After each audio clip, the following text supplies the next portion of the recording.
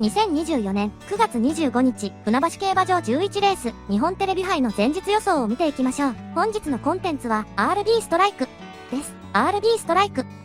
高精度指数をもとに、期待値の高い買い目のみを自動投票することができる、投資競馬ソフトになります。出馬表を見渡します。